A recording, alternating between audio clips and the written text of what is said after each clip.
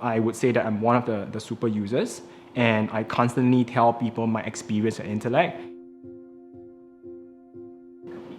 Hi, I'm Willis, CEO and founder at Tech in Asia. So we're on a mission to build and serve the tech ecosystem in Asia. So at Tech in Asia, we are highly flexible, transparent. Some of our core values include like teamwork, trustworthiness, sense of excellence. In terms of like transparency, we're very big on that.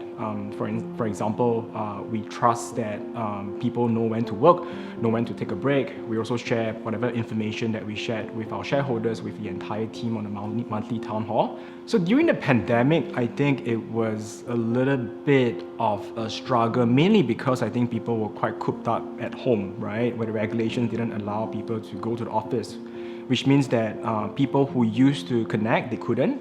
And those people who joined us during the pandemic, they couldn't quite get that full onboarding experience with Tech in Asia. So in that sense, I think it was very challenging to really get that human touch. And sometimes like the virtual calls, right? Even if we have very regular one-on-ones, just not enough, right? To actually build that human bond. Sometimes some of the things, right, it stems not just from work, right? When it comes to work, you can actually talk to your manager, your colleagues, even virtually, it tends to help, right? But when people work from home, sometimes things kind of like mash up together and the lines kind of blur, right? So is that considered work or is that considered life? So I think that's when like we start to see, we do like a regular culture survey where people start to request, like, hey, can I actually speak with a coach? Can I actually get like third-party outside help from an expert? So that's when we start to look into a different solution where we offer our team members a different outlet, right? Where they get professional help, right? Where everybody can feel very open that they actually have a coach and feel that it actually helps them progress, not just like at work, but also in life. Prior to Intellect, I think we really rely on like our managers to regularly reach out to our team members. And in that sense, during our one-on-one, we don't just talk about work, but we also talk about life and how life is affecting work and vice versa, right? So that was actually very useful, especially in a one-to-one and a face-to-face context, right? But I think that was pretty much like the only assistance that we provide for our team members. When I first saw the demo of Intellect, I think there's several things that caught my attention. I think the first one is that the Intellect actually offers like a very easy onboarding where they can actually select several big themes of things that people can self-help, right? So that's one. And the second thing that strikes out is that if you can't find something that actually suits you, that is under the self-help section, you can actually look for a coach. And under the coach, you can see what the coach specializes in. And that really helps in terms of like finding the right person to connect with. Implementing Intellect was definitely very easy because the team and the customer service was really good. And we actually get like proper onboarding, and it's really nice that the founder himself, right, came down and also like talked to our team members. So that really helps in terms of like giving very good onboarding. And of course, like things do not just like lay off from there.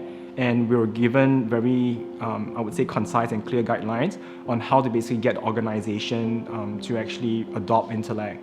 So one of the things that the tip that I use is the leaders have to lead by example. So I would say that I'm one of the super users, and I constantly tell people my experience at Intellect. And that really helps people to feel that, hey, it's like if Willis is actually using Intellect, then it's actually okay that I use it as well, and there's no judgment, there's no fear that like you're being tracked, and if you use it, you have some problem of that sort, right? So I think leading by example, right, it's actually super important. So we have a high level of engagement, mostly because I think the leaders try it themselves, they lead by example, and they share very candid feedback on like how Intellect has helped. So even in my town hall, I was also very candid on like what are the things that I learned when I spoke with my coach Xiaoling, and it was really helpful. So from there, it really helped to trigger, right, a virtual cycle, right, where people lead by example, and then they also start to like take on their own action. And when the feedback is good, I think the word of mouth spreads within the organization, and that really helps in terms of engagement. After using Intellect for several months, our employees are pretty happy with Intellect, in a sense where I think most of the feedback surrounds on like how the coach has actually helped them to give them like different perspective on how to basically shape their life. So give you one example, right, whereby a team member used to feel that like he just doesn't have enough time to basically block off to do really deep work because there's endless virtual calls, right? So the coach actually advised like, why don't you block off some time, make it very clear on a calendar where these are times where you're doing and engaging deep work. So I actually benefited from the same advice as well. And these are some of the things whereby we also share with other leaders. These shows like how one piece of advice from a coach can really cut throughout the organization, where it really helps like leaders and also team members to really benefit from like just one piece of really good advice. Other business leaders who are considering Intellect, I would say that first you really have to be very clear of like what's the agenda. If the agenda is to just tell your shareholders or your stakeholders that you're using Intellect as a mental well-being, just to check a checkbox, I think that's the wrong approach, right? Second of all is that I think the management team has to really fully on board, which means that you don't just like subscribe to it, but actually use it, talk about it, and give very candid feedback on like how Intellect can actually help you. Because I think that's one of the best ways where leaders can inspire action. So to create a safe environment for our managers, I think again going back to leading by examples, right? So I think 2 points. First of all, lead by example, which means that like sometimes when people do not feel safe, is because they can't voice out what they truly think.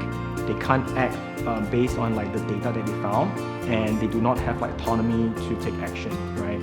So I think from my humble point of view is that take for instance, if I'm wrong, then I need to really stand up and admit that, wow, actually this is a really good debate, you are right, I stand corrected, and we move on, without actually burning any bridges or the person feeling threatened whereby they angered me in that sense, right? So having consistently building up this kind of like camaraderie, I would say, actually really helps people to know that, okay, this leader is actually very okay in terms of like getting his ideas poked, or challenged, right? Because I think that's where best ideas actually come about.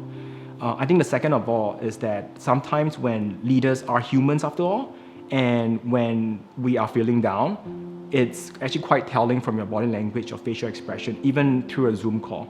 So it's sometimes a very human thing if you could just like talk it out loud, what are the problems that you are facing, and sometimes you'll be actually surprised that like the person truly understand where you're coming from, and from that conversation, because you are being candid and vulnerable. Just at the end of the day, when I go on my phone, that I have that kind of reinforcement.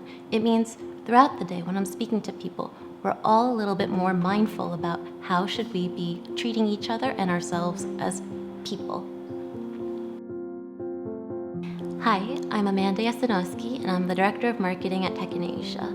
The pandemic has affected me quite personally in my time at Tech in Asia because when I onboarded, people were mostly working from home, and that was a unique circumstance that actually was much more challenging than I could have anticipated.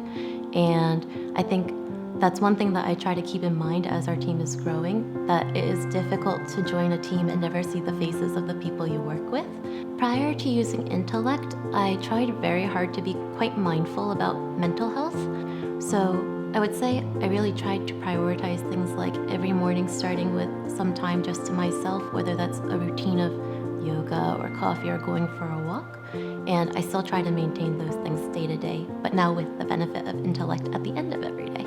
I use Intellect for my own personal well-being. I've used quite a few of the self-guided sessions. I think I have gone through 4 of them now. And what I like about them is you have the option of selecting different things you want to improve on. And some of those things might be anxiety, some of those things might be understanding how other people behave when they are feeling things like anxiety. So I've been using it, and I think I will continue to try to finish all of them because there is quite a spread of things that you know when it's something in front of you so plainly stated that you can be improving on. I try to make sure we're sensitive to it, and I do share how my experience has been benefited by Intellect. It's been super helpful is, I think mental health, especially as part of a work culture, is one of the hardest things anybody can try to tackle. And by giving everybody a common denominator to be working with in their own way, in their own time, just to have that as a talking point has really opened people up, I think, at least from what I've seen, in teams, to just talk about how they're doing. It's not just at the end of the day when I go on my phone that I have that kind of reinforcement. It means throughout the day when I'm speaking to people, we're all a little bit more mindful about how should we be treating each other and ourselves as people. The Tech in Asia work culture, a very genuine one. If you look on their website, it will state pretty plainly in black and white that they care about people, not just business. But actions speak louder than words, and it's one of the few environments I've ever seen where on a day-to-day basis, those actions speak even louder than those words. And if anything, mental health should be a norm.